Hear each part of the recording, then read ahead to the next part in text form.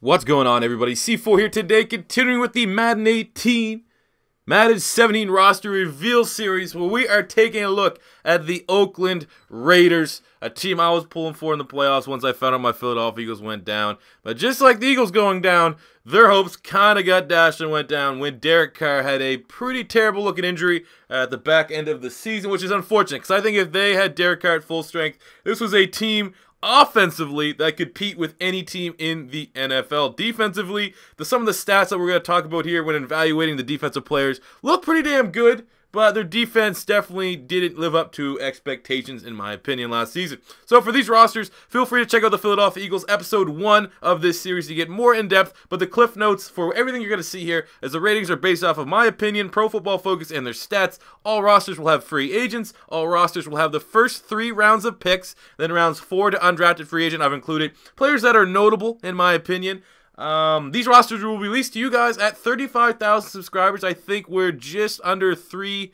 We need like 380 more to go, so that should be roughly around the end of the month. So keep on spreading the love. And as always, if you agree or disagree with any ratings, don't be a dickhead, because you're a dickhead. I'm going to talk shit to you in the comments. But if you're calm, collected, and give valid reasons why some of these ratings should be adjusted, more often than not, I will take your opinion, because diehards of every single team, I will trust them. I can tell. You can tell who's a tryhard, and you can tell who's a troll. But without further ado, let's jump into the Raiders.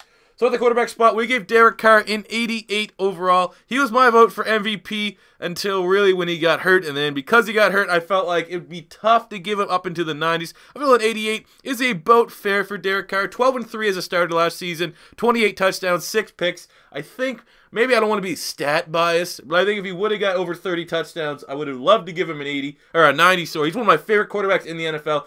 He's one of those guys, you know, everyone knew, you especially would have seen me this draft process, but I've been doing that for years, and Derek Carr was my favorite quarterback coming out of college that year, 2-3 years ago, it would have been the draft 3 years ago, and, you know, I'm glad that he's been a beast ever since, and bringing, you know, maybe the turn that this franchise needs, and hopefully, well, I mean, not hopefully because of the Eagles, but at least from the AFC, if the Raiders can dominate in Oakland with Carr for the next foreseeable future, I won't be upset with that. So we gave him an 88. They got E.J. Manuel a 70, Connor Cook 69, and Garrett Gilbert with a 60. Jumping to the running back spot, Beast Mode is back. MARSHAWN LYNCH is coming back. Probably will be 1 year, maybe 2 years. He might want to extend his stay for as long as they're going to remain in Oakland. We gave him an 89 overall. Basically what I did was I imported every single stat that he had in Madden 16, which is the last game that he's won, and slightly tweaked a little bit. I think 89, personally, I think that might be on the high side. I know people are like, oh man, MARSHAWN LYNCH though, 91. If you really look at what he did the last year he was with Seattle, he started to look like he was slowing down a little bit. I'm hoping, he's one of my favorite players, I'm hoping that year off got him healthy and now he's ready and refocused, but you have to go with what was the last body of work for MARSHAWN LYNCH, and it wasn't spectacular, so I felt, you know, judging by my current rosters, MARSHAWN LYNCH would fall between us 87 and 89, and just to be generous, we'll start him at an 89, but I certainly could work down if enough people think 89 is overvaluing him a little bit. We have Jalen Richard, who we gave a 76 overall, a great undrafted free agent last season for the Raiders. He ended up finishing with 685 yards from scrimmage and 3 touchdowns. DeAndre Washington, we gave him a 74 overall. He finished with 580 yards from the line of scrimmage and 2 touchdowns. And then we have Taiwan Jones here with a 73. The converted, you know, he's kind of more of a special teamer than anything. 73 might be a little high for him. Fullback, we have Jameez. I have no idea how to pronounce that, but Olawale, he's one of the better receiving fullbacks. You know, they kind of use him the exact same way they use Marcel Reese, but he's not really spectacular at blocking, so 73, but his receiving stats are very solid.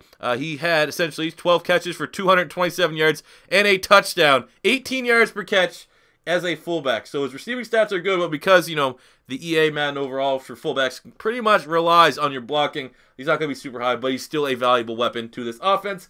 At the wide receiver spot, we gave Amari Cooper an 86 overall. Made the Pro Bowl last year, had 83 catches, 1,150 yards, and 5 touchdowns. We gave Michael Crabtree an 85 overall. He had 89 catches for 1,003 yards and 8 touchdowns. So, I mean, debatably, personally watching, Amari Cooper still struggles with drops from what I could tell. but I would have to give him the 1-point nod over Michael Crabtree, sorry. But this is a great wide receiving core. To add now Cordero Patterson from the Minnesota Vikings, we'll give him a 78 overall. There's glimpses last year that he may be able to develop into a NFL caliber wide receiver. It seemed like that ship had sailed and he was just going to be, a dynamic return man. But I'm going to be very interested to see how the Raiders plan on using him. We have Seth Roberts here, who he gave a 74 overall last year. Seth Roberts had 38 catches for 397 yards and 5 touchdowns. We have Holton, Brent, and Ishmael Zamora as their wide receivers. Tight end, we have Jared Cook coming from the Green Bay Packers. We gave him an 80 overall. I mean, he had that spectacular catch in the playoffs against the Dallas Cowboys, but his stats last year weren't, spectacular. Weren't bad by any means. I think looking at the landscape, you have him coming over, and they lost Rivera to the Jags. Jared Cook is certainly an upgrade. I don't know how big of an upgrade he is over Clive Walford. I don't watch a lot of Raider games, but I remember Walford at Miami was very productive, and I think, I don't know. Maybe that's going to be some opinion here that I want to see from some Raider fans. What's the general opinion of Clive Walford? I mean, last year, 33 catches, 359 yards, and 3 touchdowns. That isn't super spectacular, but it says he only started 8 games at the tight end spot, which is kind of weird. Who else started at tight end?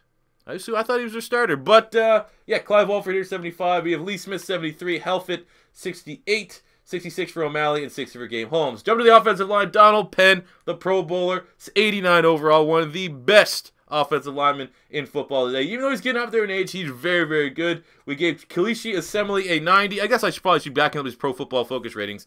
Donald Penn got an 88.4, so we gave him an 89. Kalishi Assembly got a 89.2. We gave him a 90. I think he's debatably the top interior guard in the NFL, along with Zach Martin. Center Rodney Hudson, we gave him an 89. Pro Football Focus gave him an 88.9.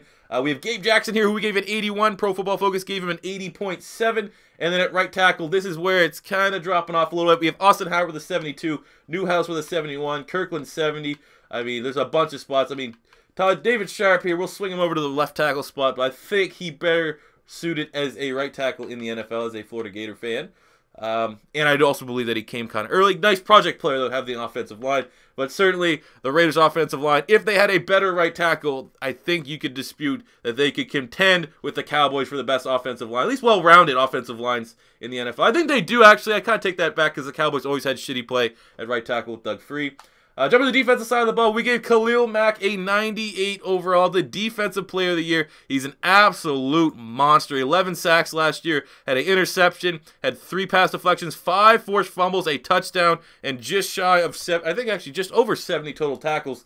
I mean, he did it all. He the sacks aren't godly. He didn't have like 16, 17, fringe 20-some sacks like Justin Houston, J.J. Watt guys of the year. But the plays that he was making in the backfield, he had like, it's kind of the way you want to describe Jadeveon Clowney. Clowney's stat sheet looked great, but didn't really reflect his impact on the defensive side of the ball. So I think all day long, Khalil Mack is getting a 98 in my rosters.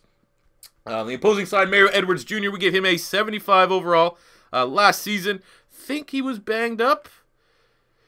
I'm pretty sure he was banged up. Yeah, he only played in 2 games, but there is plenty of upside. This was a great pick out of Florida State, so once he's back and healthy, I think it's going to be a nice front there.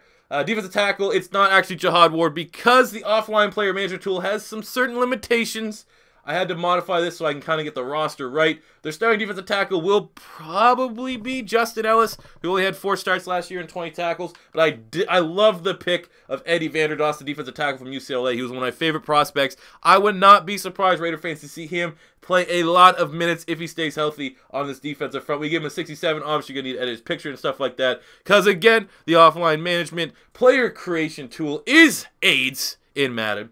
But yeah, like I said, Jihad Ward is a defensive end, but just, because for some reason we can only have 2 tackles, even though we have, only nose tackles. That's, like I said, there's certain limitations. I'm trying my best. Jumping to the left side linebacker, they got Jelani Jenkins from the Miami Dolphins, former Florida Gator. We'll have to give him a 71 overall because he has been extremely limited due to injury. Very injury prone, but if healthy, this is a great add, under the radar for a big-time position in need. I think, realistically, in my opinion, I think Jelani Jenkins, if healthy, should be able to give you the same kind of production that Malcolm Smith did. And Malcolm Smith was, one of the better linebackers on this team. Wasn't exceptional. Definitely, I don't think could live up to his contract, but I do believe a guy like Jelani Jenkins, certainly, if he can feature in all 16 games, could lead this team in tackles. So it's a 71 with some upside if he stays healthy. Middle linebacker, the current slate starter at middle linebacker is Corey James from Colorado. We gave him a 68 overall. Linebacker is, without a doubt, the weakest position on this Raiders team. Last year, Corey James had 5 starts and had 39 tackles.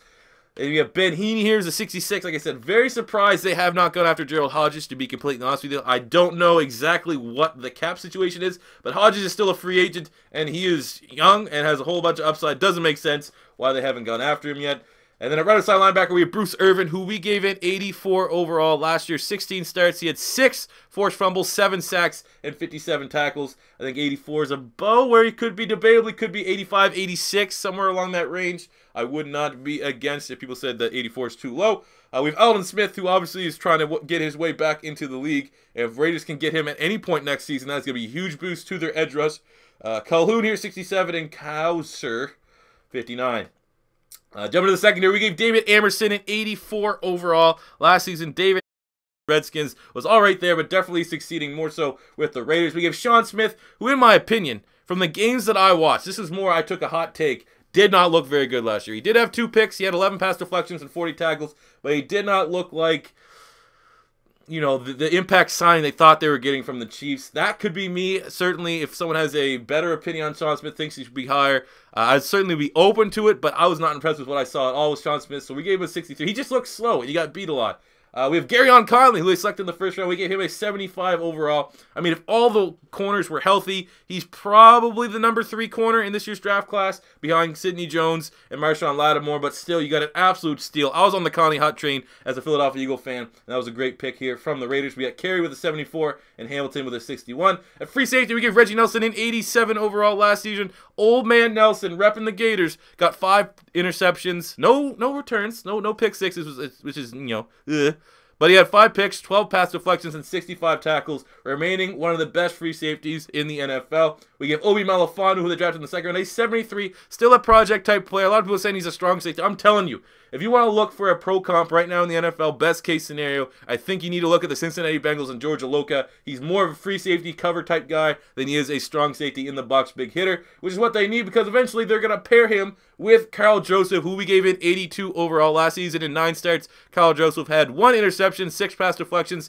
and 60 total tackles. I think there's plenty of upside here with Carl Joseph. Him and Keanu Neal were my 2 favorite for strong safeties in last year's draft class. We gave Keith McGill a 68. Old Seabass getting an 84, and punter Marquette King with an 87. I think he might be the highest rated punter, or the second highest rated punter. He got swag, though. But anyways, there you go, guys. That is a quick peek here at my Madden 18, Madden 17 Oakland Raiders roster. As always, 35,000 subscribers. I will be releasing these to everybody for free in a tutorial video on how to download them. If you agree with or disagree with any of the ratings, please let me know in the comment section below. And until next time, it's C4 saying peace